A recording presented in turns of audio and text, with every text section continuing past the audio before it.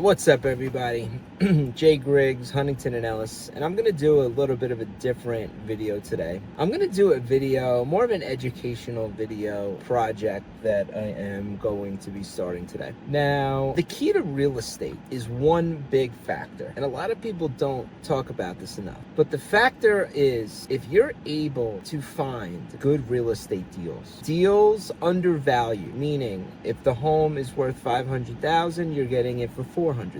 Buying into equity, as we call it, that's one of the or maybe the most important factor in this entire game that I'm in. I pride myself in being able to find these deals. Now, many would say, Jason, how the hell do you always find these deals? And the answer is relationship. I have relationships in this space with everyone: lawyers, agents, wholesalers, sellers, friends of sellers, friends of friends of friends of wholesalers. You name it, people know that I buy real estate. And the example that we're going to go through today is a house in Henderson. It's located in Anthem. And the second part of real estate that's really important is following up, being organized and seeing a potential deal. But that deal may not come right away. And I think that's where a lot of people get deterred or turned off. They think, hey, you're going to find the deal on a platter every single day, and they don't want to work for it. And people don't want to earn the deal. So it took me about 4 months to get this deal. And I'm going to go through it of how I got it, the price I got it for, and what I'm going to do with it. So I got a call from a wholesaler about 4 months ago, and he's like, Jason, you want to buy this deal? It's in Anthem, Henderson, nice house. I'm like, sure. I offered my price. He told me no. I said, okay, well, call me back if something changes. He went and then tried to sell it to another person, couldn't sell it, tried to sell it to another person, couldn't sell it, tried to sell it to another person. And he has this home under contract with the seller. So the seller got mad and was like, dude, are you going to buy this thing or not? The kid finally told the seller, he called me back one more time, and he said, Jason, can you buy it for this price? I said no. I said, I'm sticking to my price. I know the numbers of what it's going to cost to rehab the home, and I'm sticking with it. So a week goes by, and he calls me, and he's like, look, I had to cancel the escrow. Do you want to call the seller, and do you want to go on the appointment and meet with them? I said, absolutely. So I took that opportunity. I went and met the seller. I met the seller, and within 30 seconds, I knew I was going to get the deal. I knew I was going to get the deal for a few reasons. One, I just come off very professional when I go on the appointment. I let my name and my reputation speak for themselves. When I go on appointments, I ask the owners or the sellers, if I list a home or I'm buying their home, to look me up, Google me, look at some of the performance things I've done here in town. They'll see how many homes I own. They'll see how many houses I buy. They'll see that I own the #1 vacation rental company in Las Vegas and Henderson. So I go on the appointment. I stuck to my number. I said, look, this is all I could pay for it. I'm not going to BS you. I could close in 14 days. It'll be an all-cash offer. You could pick up your stuff and leave. I don't care if there's any repairs that need to be done. You could leave the furniture in. I'll throw it away for you. And the guy loved it. The owner was really nice. He's like, look, I got to get out of here. I'm in a situation. I need to go as soon as possible. I said, great. Whatever you need, I will make happen. And we closed the deal. I was able to get the deal. And I did give a referral fee to the wholesaler for the lead. Now, my point with this is I was very, very comfortable sticking to my number. And I see a lot of people in real estate, if they're going to go flip something or they want to buy something, they come off that number based on nothing.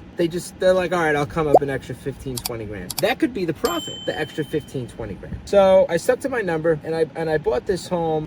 When I start filming here in a second, I'll go through the exact numbers of what I bought for, the rehab process that we're looking at, and what I think I'm going to sell it for. And then I'm going to do a part 2 video once the deal's done to give you the exact figures. So come with me. Let's go get started.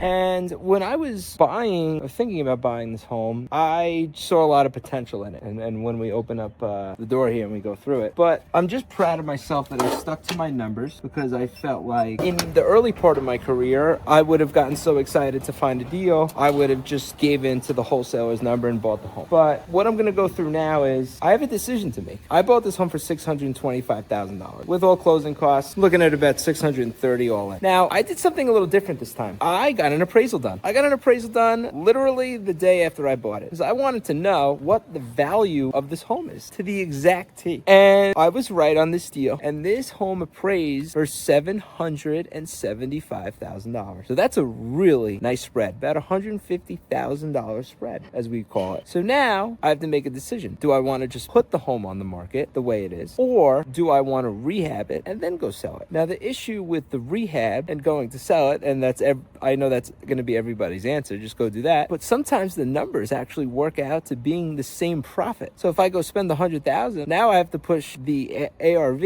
after repair value. I have to push that up $100,000. So we're going to see if it makes sense. So what we're going to do is I'm going to just list this home as is, and I'm going to list it for $799. And I think that's a very, very, very good price. There's no other homes in the neighborhood for sale. There's no homes in the entire Anthem area with a third car garage here for the golf cart, which is super popular. You'll see here this home has views. It's got an awesome backyard. Does it need to be remodeled? I think so. But sometimes it's better to just list it as is and let the new buyer handle it. Let the new buyer pick the floors, the counters, what appliances they want, instead of trying to guessing and target a certain buyer pool. So let's hop in and let's go take a look at the home. All right, here we go. I'm gonna kind of get into the deal a little bit. So it's a single story home here in Anthem Highlands. So this is a 55 and over community here in Henderson, Nevada. And this community is people reside here that are a little bit older, they're 55 and older. They have a community center, they have a pool, they have the pickleball courts, tennis courts, really, really high-end, quiet, nice place to live. So we bought this home for $625,000. And I knew I had some room if I wanted to flip this thing, if I wanted to keep it, if I want to just buy it and list it. And I knew I loved this home for a few reasons. One, single stories are very popular here in Henderson. It has a very unique and rare third garage here that could be used for a golf cart, which is super popular because we have some of the best golf courses right down the road. We have Anthem Country Club, we have Rio Seco, we have Revere, all right in the neighborhood. So people can literally buy a golf cart, park it in there, and then just go play golf. It's awesome. All right, here we go. We're gonna tour the home so I can show you. So this is a cool floor plan. Now it has a casita.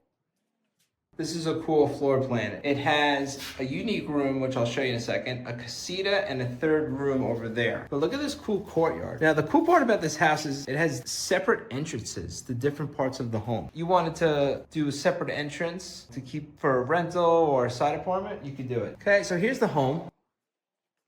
Now, this home was built in the early 2000s, so it's dated. It's about 20 to 24 years old. So it's all original. The tile's original, all the cabinets. It looks like he upgraded a few appliances, but these counters are old. Floors are old, paint. You can see it's dated.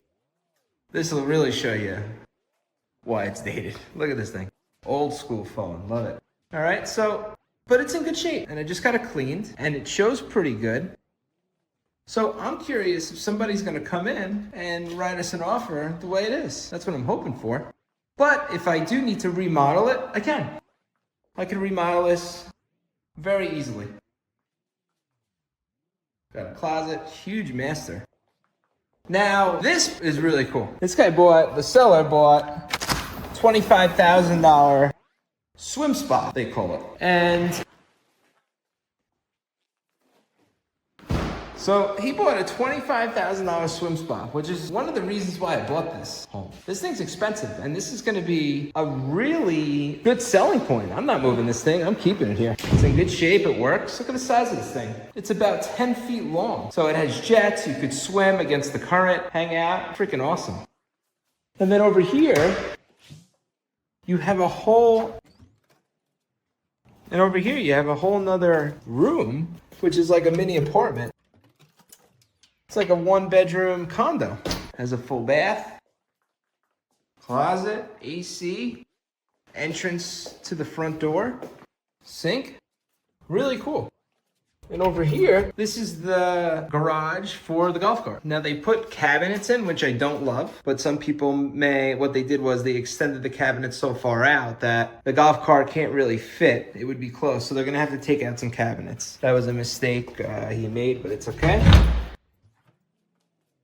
This room's great too. It has AC, it gets really hot. So if you want to go swimming, you just hop in the swim spa. So we have some options here. I'm really curious if I'm going to get any offers or if I'm going to get showings right away. I'm going to list it very correctly. I will say he left me a brand new 75-inch TV, which I will be keeping and taking to my house. Excited about that. I'll show you the rest of the home. Got a bathroom over here. Office, bedroom. Other bedroom right here. Washer dryer. And here I heard water leaking, so I just wanted to make sure. That's why you do walkthroughs in the homes, to make sure that nothing's leaking. Then you'll come outside here. I'm gonna raise these up, make it easier for the showings. And look at this view. Awesome mountain views. Really nice backyard. It's got some great landscaping. This is Anthem Parkway. Flows right down. And if you want to go back into Madeira Canyon or Anthem Country Club, you go right up this road right here. So really cool house.